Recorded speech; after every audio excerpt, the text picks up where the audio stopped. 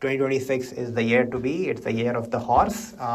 Let's push forward and gallop like a horse. Here we are, 100th book of the book club, which is Principles by Ray Dalio. For all of you who are joining us for the first time, we read non-fiction books in a setting which avoids politics, religion, and anything which is not good in a corporate setting.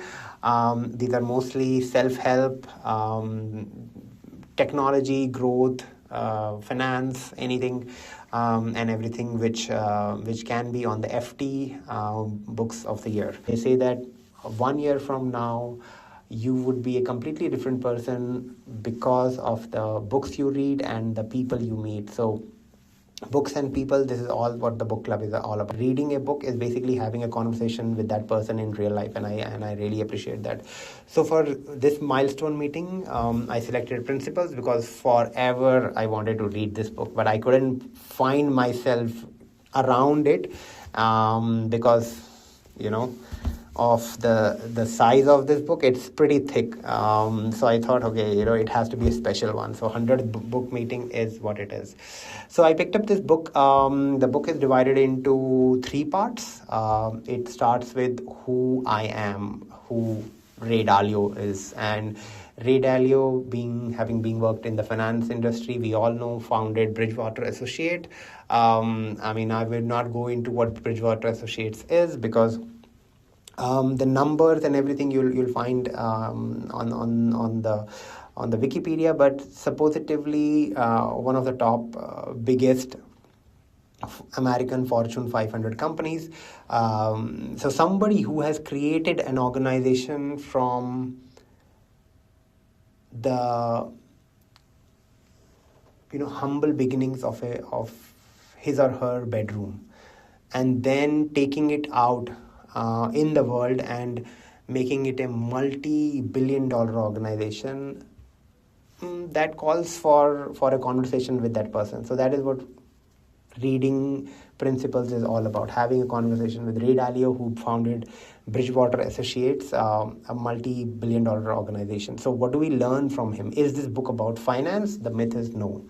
This book is not about finance. If you want to get how to pick up stocks, bonds, how to invest in gold, which by the way is all-time high, this is not the book for it. That particular book is Intelligent Investor. That's a different book altogether. But this particular one is about decision making, something which is very, very close to my heart. I always struggle with this. I feel that I am one of those lazy persons who feel decisions are something which are best taken by somebody else, and I just go along with it. But I think a major part of my childhood was like that. But then once I ventured into the adulthood, I realized that the major outcome of education is that an individual should be able to take decisions. Some of the decisions take time. Some of the decisions could be very petty, as deciding on what to wear, and then as big as whom to marry. So all these decisions in life take a little bit of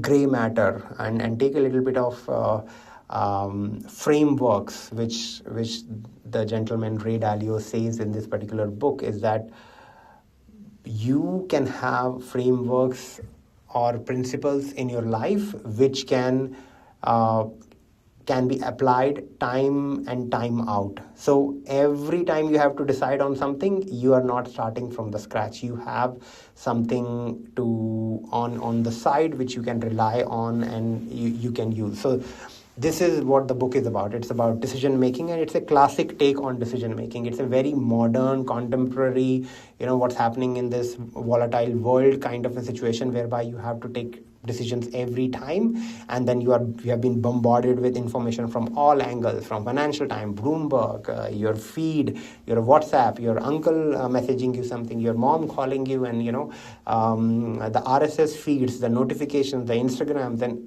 there is so much information out there. So how do you synthesize all of this and really see it very clearly what matters and go towards that and go in that direction and take decisions will take you to a life which you really want for yourself. So that if you want to do something like that, and if that sounds something which you really want to do, then do pick this book, Principles by Ray Dalio, which in the next half an hour, 45 minutes, we will try to give you a snippet into what the book is all about.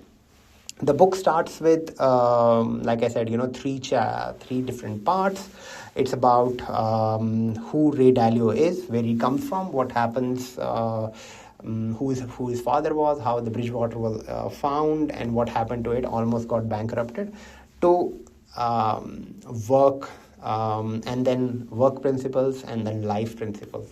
So these three things: who he is, work principles, and life principles. So he starts with this quote, which I really, really like. It is something which I had visualized 5-6 years earlier, and I was and when I found that particular quote in this book, I was like, wow, this is something which I was thinking, and he really puts it down in the paper. So this quote is about, time is not something you have it in your watch. Time is like a river, whereby all of us in our own capacity are on this boat, which, whether you want it or not, it will keep flowing. Time does not stop. Whether you want this particular boat where you are to stop for some time and enjoy the scenery around it, it would not happen. Time flows, and it goes forward, and as it goes forward, you have, as an individual, this opportunity to interact with reality, to interact with situation. And in these situations, there is a time in between where you have this power of reacting. Anything, a situation happens, you have a slight interim time whereby you react, and in that reaction lays the entire power. It may not happen that all of us at all point in time would have this power to navigate this entire river to a different direction altogether. Life is not such, right? It keeps on flowing in one direction. You will have nudges of decision points whereby you can decide which direction you should be going in. Think of it like this, that we as an individual are like these huge cruise ships, and the cruise ships, they don't go from point A to point B, go straight and turn 90 degree to the point where B, right? How they navigate is they change their path by couple of degrees at a time, and then path adjust by a couple of degrees at a certain point in time, and eventually they will reach there. So these encounters cannot be avoided. The best we can do is approach them with all what we have. And what Ray Dalio says in this particular book is, before we do that, one of the things which often I forget to do is accept the reality. Wow, this is a big one, right? Accepting the reality is a whole book can be written on this particular one, whereby sometimes the reality is so weird and different from what we want it to be, that we create our own world, and we perceive that the world should be like that. And if we are being treated unfairly, or if we are treated not in a good way, we believe that and get the juice out of the situation, that I should have been treated properly, the world is not kind, or the little stories which we make in our mind. But the reality is what Ray Dalio says, and all the crux of a lot of books out there is that more often than not, life is just like that. It is not fair or unfair. It is just like that. And as soon as we accept the reality, as soon as we accept the situation and how things are in our lives or career, that gives us the power already to navigate from it, right? That thing is very, very powerful. And what Ray Dalio says is that knowing the future is not important, right? Saying that, oh, if I know the future and how it's going to look is not important. What is important is that we approach each and every situation with the best knowledge we have, and that gives us really, really power. He founded Bridgewater, or he was already interested. I mean, he went to, if I'm not wrong, Harvard and stuff. I'll skip all that part. But when he founded Bridgewater's, it was because he was interested in commodities trading earlier, and then he brought in a friend, also an executive assistant. Eventually the markets came down, as we all know that, when everybody when the markets are going up, everybody is making money, everybody thinks that, oh, I'm the best, and it was very obvious to pick up such investing options, and I'm the smartest one. But it is when it starts to tank is when realization hits us, and that's what happened with Bridgewater in its early days. It was almost bankrupt. He had to let go everyone. His friend went away. The executive assistant had to go. It was only him. And then he had to move to his parents' house. He was borrowing money from his father to just stay afloat. And remember, these guys. This guy was from Harvard, and he could have done anything and everything. He could have knocked on the door of any major bank, and they would have taken him. But he believed in this idea of Bridgewater. He believed in himself, and then he pushed through. Sometimes in our life, more than anyone else, I think we need to believe in ourselves that, okay, this is something who I am. And I tell it to all my cousins that, people will give you all the advice. I will give you all the advice. Advice is free. But advice, more often than not, coming from a good place, it is something which has worked for a particular person. Right? A K-pop star would give you an advice saying, go for it, sing, eventually it will happen. With no harsh intention in their hearts, they have given an advice which have worked for them, but it may or may not work for you. In our heart of the heart, we only have all the information of who we are, and what is going to work and what is not going to work. So coming back to the initial point, that accepting the reality and who we are and what we can take and what we cannot take gives us power, and that is the place where we want to operate from. So before I go further, like you would have already noticed that I'm like I have this habit of saying continuously, but if there is any idea or anything anybody would want to share, please do. I'll just take a sip of water also.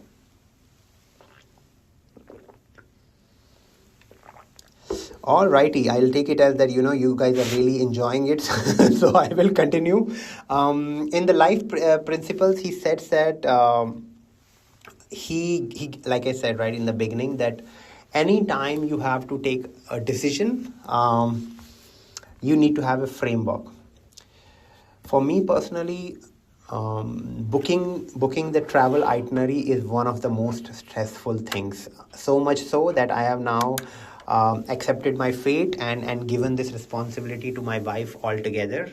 I think I just enjoy that. I just go like people have planned it for me, and then I just show up on that day, because I've made peace with myself that I may not know everything about the place we are visiting, but it's fine. I'm going to have fun, because planning for something trivial like traveling is so much stressful that you have to decide on which flights to pick up, what should be the best route, which hotels to stay, what are the things you should see. There are so many decisions. I'm just taking this case study whereby you have to decide so many things, and then you have to get the best out of best, best out of best, best out of best. Sometimes we don't have the frameworks which we should be using to approach that. And an example for this particular one, for example, for travel, could be that you have decided that you will always travel by a particular airline, right? You have decided that you will always stay in the city center, regardless of the price, which, by the way, is an excellent travel advice, because having gone trying to save money and booking hotels which are outside in the suburbs, and then you have to commute and you waste time.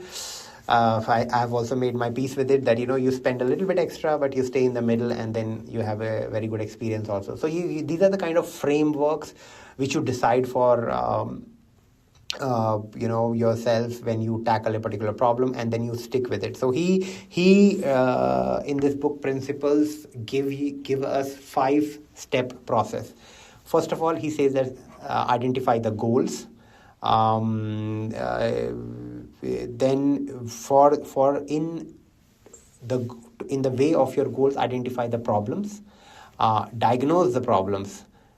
Fourth is identify the solutions of it, and the last step is the execute with discipline. Now let's just disintegrate this conversation or this framework of goals, problems, diagnosis, solution, and execution. First thing first in life is that, and I was talking to a Swiss colleague 10 years back, and he was in the Swiss army, and he told me that in an army, there is one thing which a soldier needs to know: point A, point B, and how to go from point A to point B. If you don't know any one of these three, you are basically lost. You need to call for help. Point A means where you are right now. That is basically accepting the reality of the situation. Point B is the goal. And going from the process from point A to point B is incremental steps of how you achieve there. But before you do that, you have to identify that what is the problem which you are facing from going from point A to point B. That problem needs to be diagnosed. That problem needs to be, if sometimes in our life, for example, if you want in a career aspiration, you want to switch roles, or you want to do your own startup, or you want to have a very good relationship with your partner. So before you do that, and that you have identified that where we are right now and what we want to do in future, you need to address the problems, because for work, life, and relationships, if you do not address the problems, you cannot move ahead. And how you address the problems is, first of all, accepting the reality of that there is a problem in a first place. There is something which needs to be addressed, and then and diagnosing it in the first place. And a very important thing which Ray Dalio says in this particular book is that diagnose the problem and not the symptoms. And last Sunday I was doing the book club of in my community of the same book, and I told them an example of a husband and wife, and they having a argument on something, about something, it can be anything. And rather than addressing that, okay, the other person is just getting irritated all the time, and that is basically the symptom only, but the underlying problem, why the person is getting irritated, or what is something which is the underlying problem. If you're not addressing that and just addressing the symptoms, that let me not get the person irritated, the other thing could be, let me try to understand what exactly is the continuous cause of irritation. So if you're not removing that particular one and just putting the balm on a wound, which needs a little bit more attention, it will not work. So diagnosing the problem is more important than diagnosing the symptoms only. So you have to go a little bit deep and really ask. In my earlier modeling, quantitative modeling days, we had this thing of called as 5 why principle, that you ask yourself 5 why. Okay, why this is happening, and then you have this thing. Okay, and then you say, okay, why this thing is happening, and then you go a little bit down. And once you have asked this 5 why in an technology problem or a relationship problem, you'll probably get to the underlying one. And then the fourth and the fifth step is basically designing of the solution. That, okay, once you have identified the problem and everything, what are you going to do about it? What is the solution for it? Maybe, say for example, in a couple, the wife wants to travel a little bit, and you're like, okay, indifferent towards it, but there is a problem which needs to be addressed. So you have identified the problem, then you have identified the solution, which is that, okay, let's do a little bit of traveling together. And probably you can suggest your partner that sometimes it's okay that you travel on your own as well, which is fine by me. Then you have a solution in place. And then the last bit is basically execute with discipline. This is the big D word, which is absolutely critical in everything which you want to do in life. Discipline is the thing. And discipline doesn't mean, when we were kids, discipline would usually be translated into a strict environment. People see discipline as something which is constrained. But in my own experience, and what I tell to my kids as well, that you discipline yourself so that you have the freedom to choose later.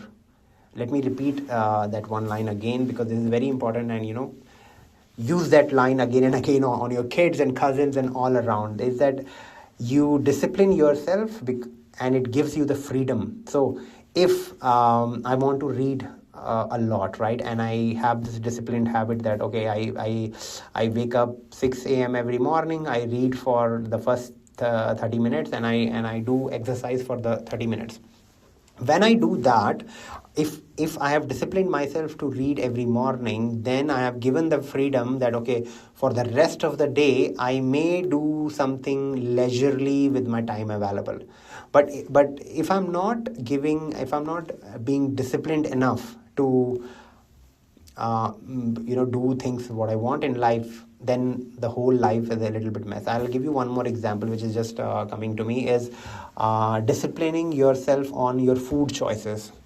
If you are disciplined enough to exercise every day, or at least 4 days in a week, whereby you get your heartbeat above 120 for good 10 minutes, I mean, it's considered as a good workout, which means that, and if you're consistent in that, you have the discipline and you do that, then it gives you the freedom to go for your favorite dessert. It gives you the freedom to once in a while have more health, or should I say rich food option with lots of calories in it. So discipline does not take away freedom from you. Discipline actually gives you the freedom to select and still be in a life which you want to choose. So and this is one thing which I always remember, because my engineering head of department of engineering design used to say this, that Paras, in the 4 years, and this was, by the way, for first year of engineering, and he used to say, Paras, in the next 4 years of engineering, if there is one thing you do not learn coming out of this institution, is discipline. If you don't learn the discipline while you are going out of the fourth year with your mark sheet, and even though it says distinction in it, just rip it off and go away. So, I mean, I followed it. I got both distinction as well as the discipline out of it, and I really cherish it. I'm very happy I was able to do that. So, coming back to the book, is that he says that whenever you have an idea, and it is primarily in the personal life, because he's life as well as work. He says that whenever you have an idea, you have to stress test that idea. And most of us are working in finance, and we are very much attuned to what a stress testing means. And what basically it is that you have to test your idea, or test your situation in different variables, changing certain variables and seeing how the idea will perform. And what, according to the author, is that you have to do it faster, and you have to do it sooner than later. This idea is also mentioned in the book 0 to 1 by Peter Thiel. Peter Thiel is one of those PayPal mafia guys. I mean, they call it PayPal mafia, but these are good guys, basically, who found PayPal and then later sold it. It is Peter Thiel, Elon Musk, and a couple of more guys who later on used the money which from PayPal to do a lot other things. I think Peter Thiel invested in Facebook, and Elon Musk, we all know what he did with his money and where he is right now. But in this book, 0 to 1, Peter Thiel also says this one thing, that whatever idea you have to bring it in a test environment as soon as possible. Now, some of us present here have brilliant ideas about probably a startup, probably a product, a financial product, probably a presentation idea, probably a policy which you want to implement in your day-to-day life, or suggest it to your line manager. We have this one burning idea. What Peter Thiel and what Ray Dalio says in this fantastic book, Principles, is that you have to test your idea in controlled environment as soon as possible. For example, I want to start a restaurant, which I have made, by the way, peace with myself that restaurant, I'm not for restaurant. Restaurant is a very tough business. But say, for example, if I want to open a restaurant and I have this idea of a fantastic dish, rather than spending all of my saving in renting a place, going all out, buying all the equipment, making sure that the ambience of the place is fine, and thinking, or even if not doing all this and all the time thinking, when the people come, they will get this service, the menu would be designed like that. But the underlying principle, the underlying problem statement of serving the actual food is what you need to test ASAP, rather than, spending your time in all these peripheral problems. So to do that, you don't even need a restaurant, right? You can invite your friends for a weekend brunch and present the dishes which you would eventually do in a restaurant. And these friends of yours, even though kind-hearted, may give you realistic feedback, which will market test your idea very fast. Then you can have a meetup whereby not only your friends, you're expanding it a little bit outside, and then people inviting people to give you feedback on that, and then you implement that feedback. The idea is that once you go out there with your idea and get the feedback, you get that feedback into the solution A as soon as possible, right? And then, which means that, okay, you have prepared a laksa, which is best, and then people say, not enough saltila, and then you put a little bit of salt in it, right? Or I'm just coming up with an example, but you modify the dish a little bit, and then eventually people say, it doesn't have a little bit of this and a little bit of that, and then that's all the feedback you are receiving. What it means is that for you, the product gets redesigned, and you have to redesign it as soon as possible. Go out again there, get the feedback, redesign it, get the feedback, redesign it. There is a loop which needs to be completed again and again. And once you do that enough number of times, you will have a dish which is perfect.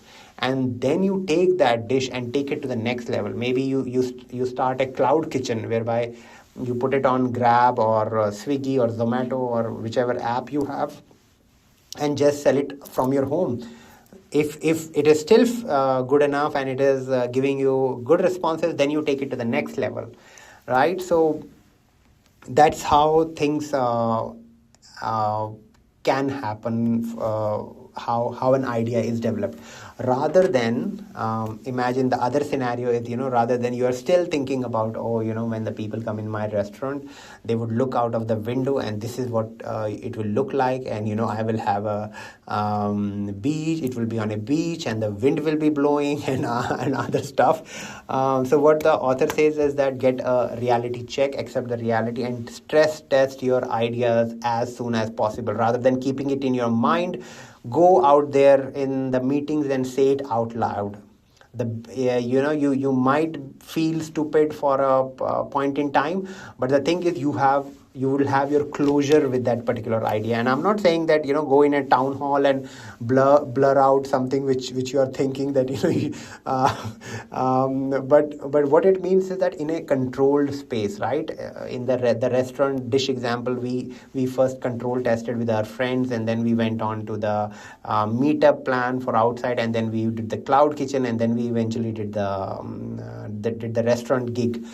So simply, if you have an idea, of something which you want to implement it in team, share it with your mentors, share it with a couple of your colleagues, and then take it level by level by level by level. So rather than just keeping that idea inside you forever and ever, because let me ask you this, and for this you may have to unmute your buttons and tell me this thing.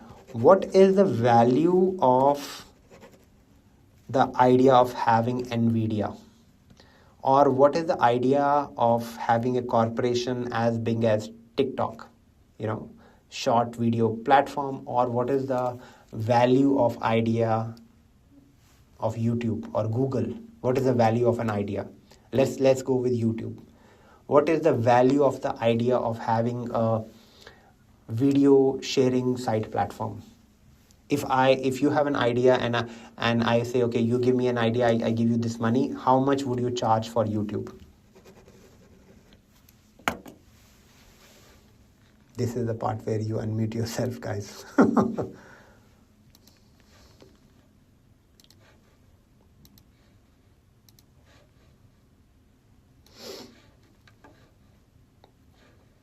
Anybody, any brave one?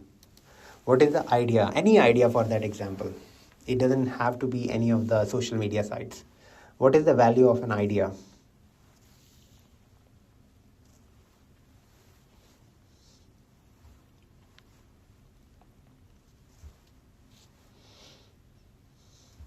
Yes, David.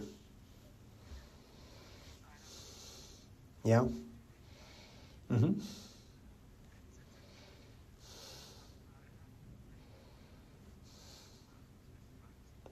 Yeah. Yeah.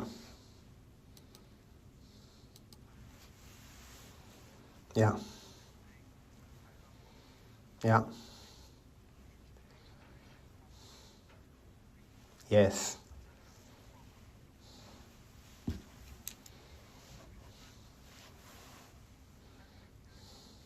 Yeah. Yeah. Absolutely. But I'm saying that if you as a founder of YouTube get this idea of creating YouTube before YouTube even existed, right? 10 years back or 20 years back, you have this idea that I should create YouTube. What is the value of that idea? In how much would you sell it, David? What is the value of any idea? For that matter, anything. Yeah. Yes. Yes. Yes. Yes. Yes. Exactly. And I agree to that. Any ideas are free. I can tell you that let's create a spaceship to moon, or build a ladder to the moon, that we should have a lift or a cable which just sends people to moon, or have a euphoria of a country whereby everyone pays no taxes, and everybody gets a limited basic wage, and it's euphoria, and there will be no wars and stuff. I have this beautiful idea, but the problem with this world is that there is absolutely no value to an idea. The only value there is in this world is in action. Idea. How should I say it? In Indian villages, there is a big tree whereby people sit down. The elders of the village will sit down and will give advices to each other. We say that these are banters and these are free, because they don't have to be executing it. All the value in this world lays with the person who is executing the ideas. That is the only value creation in the world. So if you have any idea, please do acknowledge it for a moment that ideas are not having any values in themselves. The value lays in execution. And you may have an idea, but the world may not be ready for it. So you bring your idea outside. You test it. People will give you feedback, and then you bring idea version 2. People will give you feedback, and then you bring idea version 3, and eventually it will work. For some people and some ideas, version 5 will be skyrocketed in terms of acceptances, right? For some people, the version 45th will work, but that's the world we are in. Like I said in the beginning of the meeting, the world is not fair or unfair. It is just the way it is. So that's Ray Dalio's principles, and what he says is that stress test your ideas as soon as possible, and before Bridgewater became very, very, very, very successful. Like I said, it was almost close to the bankruptcy. And then at that point in time, Ray Dalio paused himself and thought about this one thing, that what has made this thing to happen? It is this okay, this is very, very important, so you should listen to it. That if anything fails in life, we have this tendency not to look into what has happened. That's just human nature. We as human beings are designed to be positive. We as human beings, the baseline version software of humans 1.0 is to be optimistic about life. Because if we are not optimistic, then we will go into this vicious cycle of negative thoughts, and that's not good. So as a baseline human being, the original software is to be optimistic about being of any sense. So what it means is that, let's take an example of playing chess. If myself or David are playing chess, and I will win, or say for example David would win, right? First of all, David will feel very happy. I will feel not so happy. David would, be analyzing all the time that, I moved the queen in this way, and then I brought in the rook that way. So that's how I created. I'm basically, a chess champion. And he would think about this move a lot. But on the other hand, myself, even though I may have made some rookie mistakes while playing chess, I would never go back to the mistakes I have made. As that's how I'm just saying, it's not about me or David, it's just how humans think.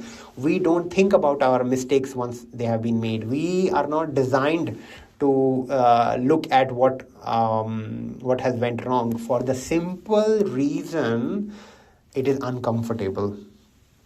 If we learn to be comfortable with the uncomfort, to put ourselves in a state to see, this happened, right? We may not find ourselves in the same situation again. And I speak it for myself and for some of you out there who would think that, time in and time out, they would think, and sometimes I also think that I have found myself in the same pickle again. especially when we are a little bit young. You keep on finding yourself in the same situation again and again, inviting the same kind of people again and again in your life, or inviting the same set of problems again and again in your life, because we are not ready to take a pause and address what has happened. What is that behavioral change which we need? What is that change in the environment which we need? So once we address that, once we address what has not worked for us and analyze that chess game, this really didn't work, then we can become a chess master, and then we can go on to become and invite more beautiful people, healthy relationships, more progress, more promotions, $1 million startups, unicorns in our life. All it takes is take a pause, go back and see what really didn't happen or didn't go well in past, and how you can change it, and how can you make sure that it never happens again. I'll give you an example from a sports one. Rafa Nadal, even though we are Roger Federer, all go Roger Federer, but Rafa Nadal is really brute force. I see Roger Federer as pure technique, classic. He will come and hit a slice, and it's all good. But for Nadal, I feel that he's like this raw force of energy, which is he smashes and then the dust will be off. But when he was a little kid, I've read from this autobiography that when Rafa Nadal was a little kid, and his father took him to play a match, and then he lost the match. Rafa Nadal lost the match, and then while he was coming back, he was absolutely angry with himself. All the way through it, he cried. Now, the good part is his parent never consoled Rafa Nadal and say, "Oh no, it's not a big thing. You'll lose some, you'll win some." The parent let Rafa Nadal be in that situation. And by the end of that car ride, when he came down, do you know what he said to his father? "I don't like losing. I'll make sure that it never happens again." And that is the that is something which I absolutely love about Nadal, is that he never lets go. Because he has made this thing with himself, he was in this uncomfortable situation whereby he had to address something which he was uncomfortable with, and then he said, "Okay, enough is enough. I'm not going to tolerate it." Sometimes all it takes is that your your determination to say, "Okay, I'm not going to tolerate this thing in my life, and I'll do everything in my position to make sure that I'm doing the best." So that was what Ray Dalio mentioned, that never make the mistakes again. See how things have happened, capture the lessons from it, and turn them into principles. So principles is not something which is like a 10 commandments which has been given to you. It basically means that when we go through life, sometimes we make mistakes. We learn from them and define our principles and define us as an individuals, right?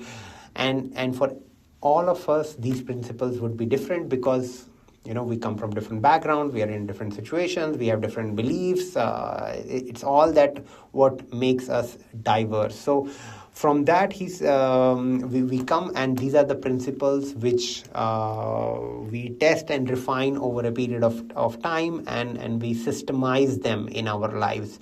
So principles is not something which is like a 10 commandment. It's basically something which is working for you or not working for you, and then you have this feedback loop of inputs which were provided to you, and that's how you go about it in your life. And now, one of the things he says is that, in life, not everyone would think exactly the same like you would do, and which is fine. That is not a flaw in the system. It's basically a feature in the system.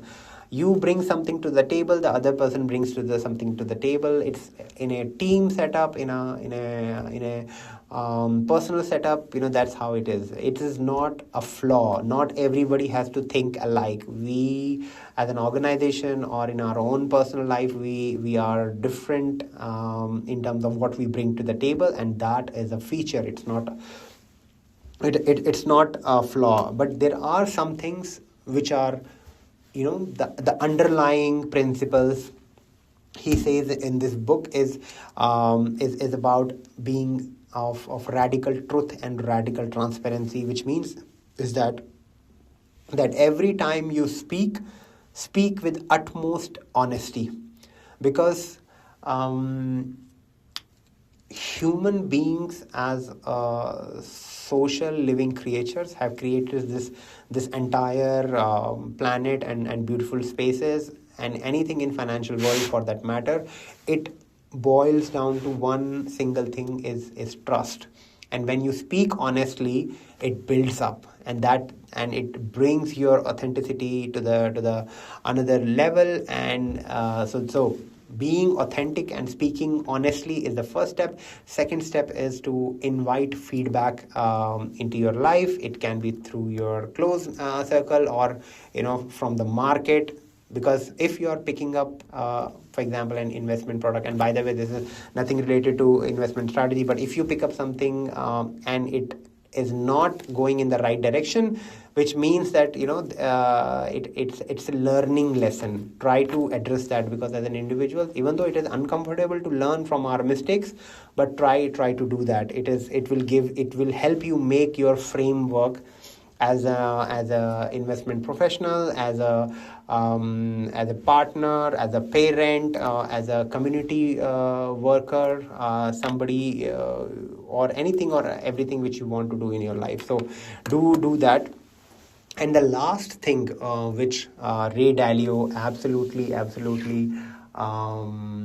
promotes out there is that anything in life is about meritocracy and not democracy. What it means is that in organizations or family setup or in parenting or anything out there in life, give weightage to the value of the idea, not from where the idea is coming from.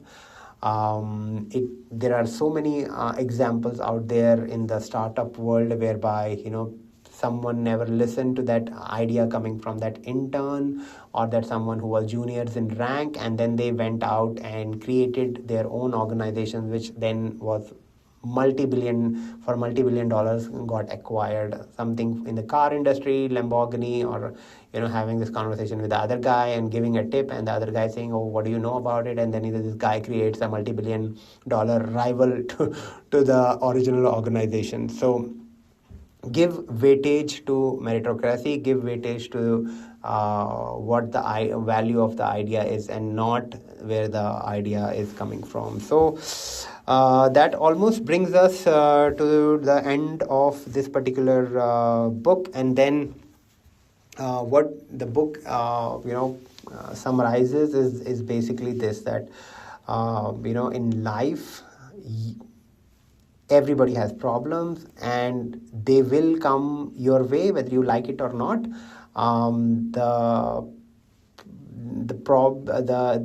The issue is not that you know what the future is going to be. The issue is not that you know what the solution is going to be, or whatever the outcome is going to be. The peace and the best thing to happen is that you approach the problem accepting the reality, approach it with all what you know, and take the decision. And most importantly, when you make the decision and move ahead in this flow of life, when you look back on this particular thing, be more human to yourself. Be more empathetic towards your own self, that whatever decisions which you took were in the best capacity of yourself, in the best knowledge you had at that point in time.